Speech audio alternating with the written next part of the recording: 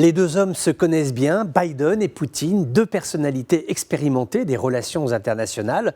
Leur rencontre est celle de deux puissances mondiales avec quelque chose d'irréel. Ils vont se parler du monde et de ses douleurs en l'espace de quelques instants, en suivant la liste des sujets précédemment sélectionnés par leurs diplomates respectifs. L'enjeu est moins de savoir ce qu'ils vont dire sur tel ou tel dossier que de comprendre, ressentir quelles sont les logiques de puissance qui sont les leurs, identifier les lignes de confrontation, quitte à prévoir les conflits futurs. Comme deux présidents autour d'une carte du monde, deux puissances qui se connaissent par cœur pour avoir fait la guerre ensemble, puis l'une contre l'autre, deux cultures de la méfiance, deux écoles de la manœuvre et deux hommes d'âge mûr, bientôt 70 ans pour Vladimir Poutine, et qui ont l'expérience de la géopolitique, bien sûr, mais surtout une pratique apaisée des rencontres au sommet où tout est écrit d'avance, mais où le moindre mot compte dans le communiqué final, le sourire sur la photo, la poignée de main, l'atmosphère de la rencontre, cette part d'insaisissable qui amènera les collaborateurs proches des deux présidents à dire si ça s'est bien ou mal passé.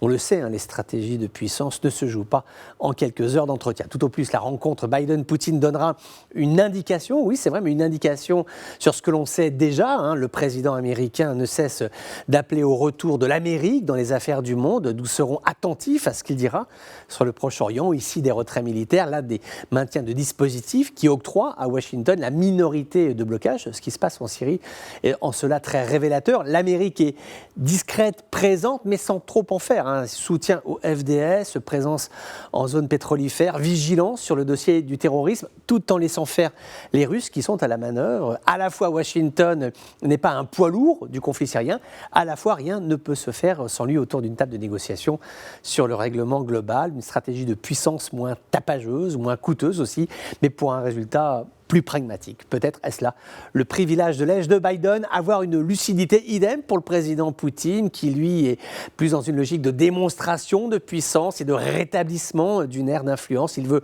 conquérir, Biden lui veut préserver, nuance. Ils ont en commun la conviction que la relation transatlantique Est-Ouest, qui a été si longtemps présidée par la géopolitique mondiale, les protège aujourd'hui face à la montée inexorable de la Chine.